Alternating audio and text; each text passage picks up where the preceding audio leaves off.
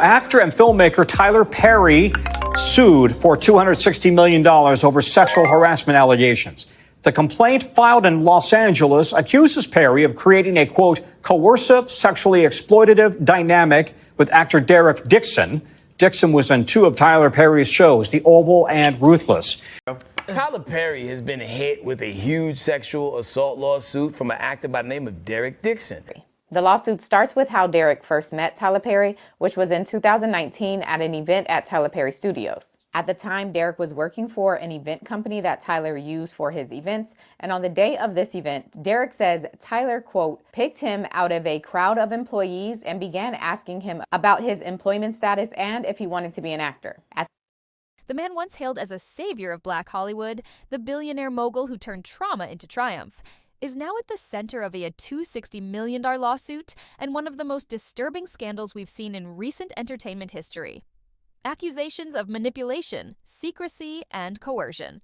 A trail of young actors allegedly used, silenced, and discarded. And now, the empire he built on pain may be crumbling under the weight of his own darkness. Let's start with what triggered this storm. In June 2025, Tyler was photographed on a boat with Brian Tanaka, Mariah Carey's ex-boyfriend. Now, alone, this wouldn't raise eyebrows until the images went viral. Speculation exploded across social media, reigniting long-standing rumors about Tyler's sexuality. Was it a friendly outing or something more? And then, just days later, actor Derek Dixon filed a bombshell $260 million lawsuit against Perry and his studios.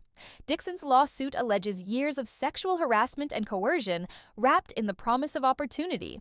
According to Derek, Perry invited him into his inner circle, offered him small roles, first on Ruthless, then on The Oval, but the cost of access was submission.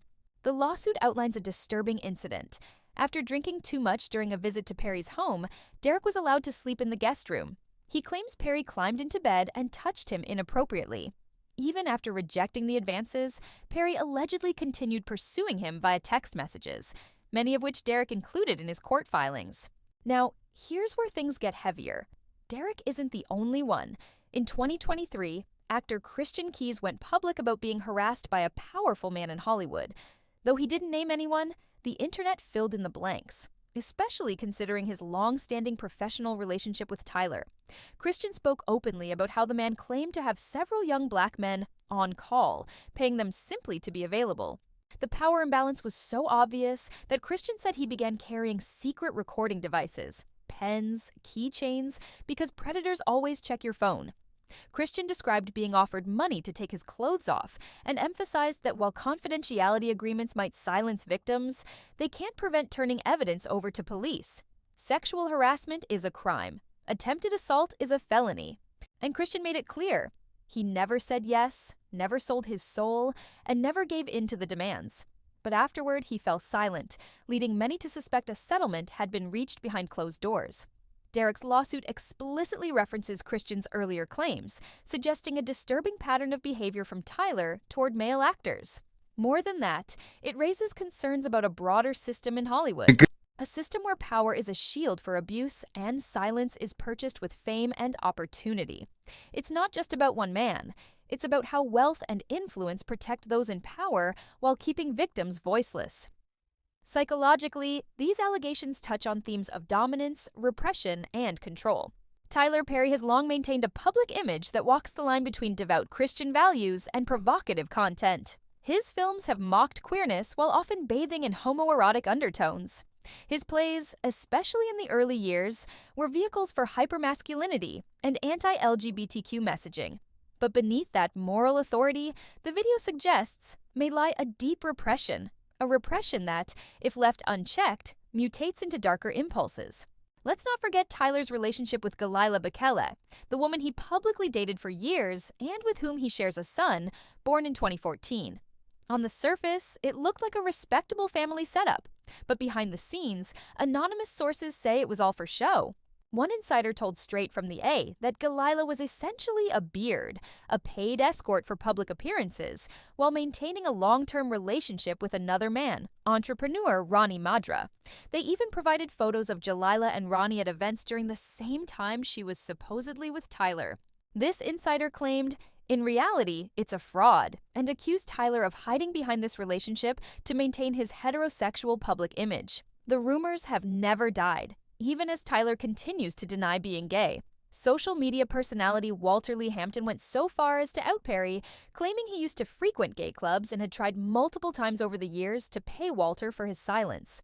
Walter refused the money and said, "I'm not ashamed of who I am, and he shouldn't be ashamed of who he is either.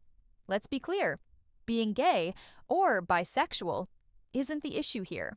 The real danger lies in repression, entitlement, and the abuse of power. When someone has lived in hiding for so long, and they finally gain control, that repressed desire, mixed with unchecked influence, can become volatile. The answer lies in power dynamics. When someone believes they're above consequences, they start to view consent as optional. Every rejection becomes a challenge to their authority. Every no feels like an obstacle to overcome rather than a boundary to respect. Psychologists call this a cognitive distortion, and it's shockingly common among those in positions of unchecked authority. They don't just believe they deserve access, they expect it. And while Tyler's loyal fan base, often older Black churchgoers, may be quick to offer grace, this pattern of defense mirrors the reactions we saw with R. Kelly, Diddy, and others. Many will pray for Tyler, blame his childhood trauma, and accuse anyone questioning him of trying to tear a Black man down. But at what point does forgiveness become complicity? If Derek's allegations are true, what we're seeing is the reenactment of powerlessness turned predator.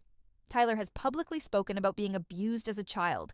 It's possible, tragically, that those unhealed wounds have turned into the very behaviors he once suffered from. Instead of building relationships based on mutual respect, the abuser finds people they can isolate, mold, and reward with scraps of affection in exchange for silence. That's what makes Derek's claims so critical. They point not just to a man hiding his identity, but to someone potentially weaponizing their status. Tyler isn't just the director, he's the studio, he's the distributor, he's the gatekeeper.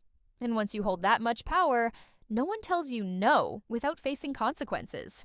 Even worse, money adds another layer of manipulation.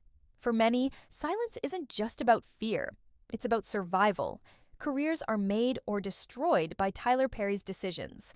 When the same man writing the checks is also allegedly crossing the line, what choice do you really have? So what now? Will Tyler quietly settle and keep the empire running? Will he address the allegations publicly? Or will time, media cycles, and legal maneuvering bury this story, like so many others before it? The tragedy in all this is that Tyler could have lived his truth. He could have used his incredible platform to show that healing and honesty can coexist with success. He could have helped others by showing that you can be powerful and vulnerable at the same time. Instead, if these allegations hold water, we're left with another hero whose legacy is built on silencing others. We have to start having uncomfortable conversations. Some of the very people we idolize for giving our communities opportunities may not be who we thought they were. Their cultural contributions don't cancel out the private harm they may have caused. We cannot confuse visibility with virtue. Just because someone employs Black actors, donates to churches, or makes empowering films does not mean they deserve blind loyalty. The power imbalance was so obvious that Christian said he began carrying secret recording devices, pens, keychains, because predators always check your phone. Christian described being offered money to take his clothes off and emphasized that while confidentiality agreements might silence victims, they can't prevent turning evidence over to police. Sexual harassment is a crime. Attempted assault is a felony. And Christian made it clear. He never said yes, never sold his soul, and never gave in to the demands. But afterward, he fell silent, leading many to suspect a settlement had been reached behind closed doors. Derek's lawsuit explicitly references Christian's earlier claims, suggesting a disturbing pattern of behavior from Tyler toward male actors. More than that, it raises concerns about a broader system in Hollywood. Let's start with what triggered this storm.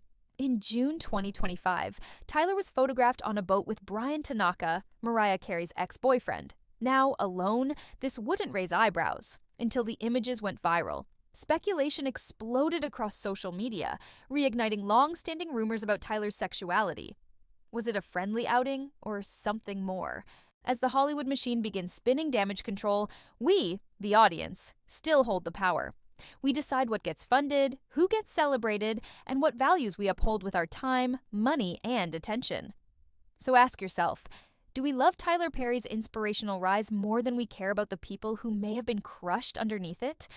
Because if we're more loyal to the myth than to the truth, then maybe the real betrayal isn't his, it's ours.